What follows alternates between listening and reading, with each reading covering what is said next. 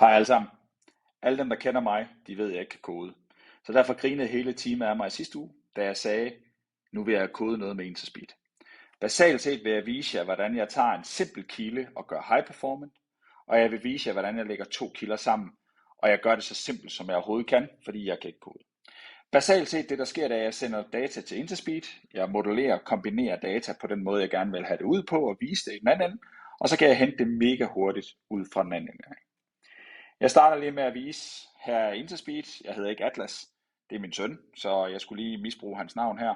Jeg har oprettet en kilde, der hedder Google Sheets, jeg har derigennem fået en API-nøgle. Den API-nøgle, den tager jeg og skubber over til mit Google Sheet her. Her ser jeg, at jeg har lavet et lightpin med en masse produkter. Det kunne være hvad som helst. Årsagen til, at jeg godt kan lide at arbejde med Google Sheets, det er, her kan I se, herhen har jeg lavet en spansk oversættelse af alle mine SEO-tekster. Så jeg kan gøre rigtig mange ting. Jeg er super fleksibel i mit Google Sheet.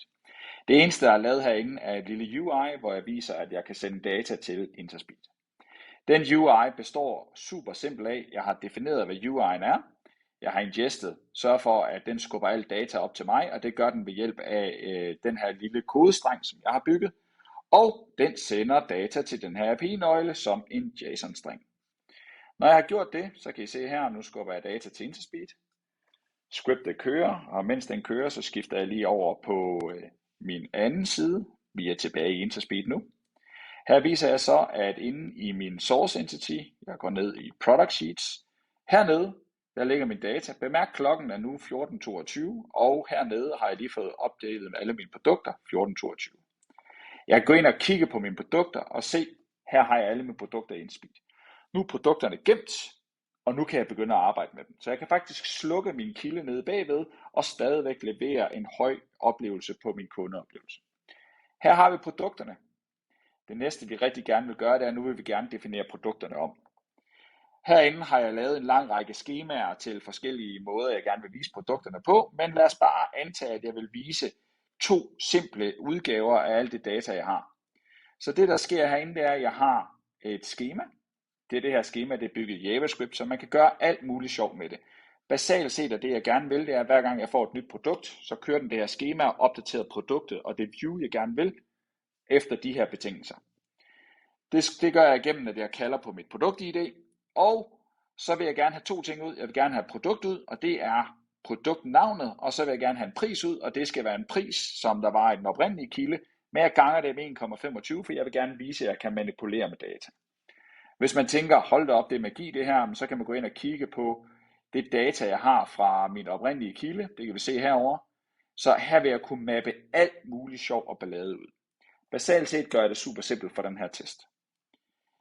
Jeg gemmer. Jeg deployer til produktion, fordi det har jeg faktisk gjort. Så nu kører det. Så nu tager jeg alle mine ændringer og skubber afsted. Når det er skubbet afsted, så kan jeg nu vise, at jeg går over i mit produktionsmiljø. Og over i mit produktionsmiljø, der kan jeg nu vise, at alle de produkter, de kørte igennem 14.22 for 2 minutter siden. Og jeg leverer kun produkter og priser. Nu har jeg transformeret alle de data, jeg har fået op, alle de rådata, jeg har fået op, til lige præcis, hvad jeg har behov for. Det vil sige, at vi ikke sender alt for meget data rundt i verden, og vi har forberedt det hele, så der er ikke noget med at skal spørge på real-time request, for at spørge, hvad er det præcis, jeg gerne vil have ud. Det var den ene del. Den anden del, og der hvor det bliver meget mere spændende, det er, at jeg havde en anden kilde, som I kunne se her, det kaldte jeg kampagner. Kampagner er basalt set et produkt, en produktnavn og en ny pris, der har en startdato og en slutdato. Det kommer fra et andet Google Sheet, men det er vigtigt til at vise her. Det jeg reelt set gør inde i mine skemaer nu, det er, at nu siger jeg, jamen prøv at høre her, jeg kunne rigtig godt tænke mig at vise det her produktskema, der kunne jeg godt tænke mig at have en produkt, en pris, en kampagnepris, og så vil jeg gerne, og kampagneprisen kommer fra et andet system end det første. Og det vil jeg gerne have også med prisen inklusiv moms, så det har jeg valgt at gøre på den her måde. Så lige nu, der har jeg lavet to skemaer, eller to kilder, kombinerer dem i et. Lad os lige se, hvordan det ser ud, når der er, at vi har gemt det her og deployet det. Det har vi gjort nu. Og vi går i development-miljøet, og så går vi i kombinationsskemaet.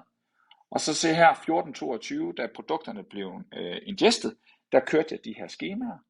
Og det der sker, som er fantastisk, det er, at nu viser jeg produkt, prisen med moms, og kampagneprisen, der kommer fra den anden kilde. Og det kan vi se illustreret ved den her måde, at den er blevet lavet her.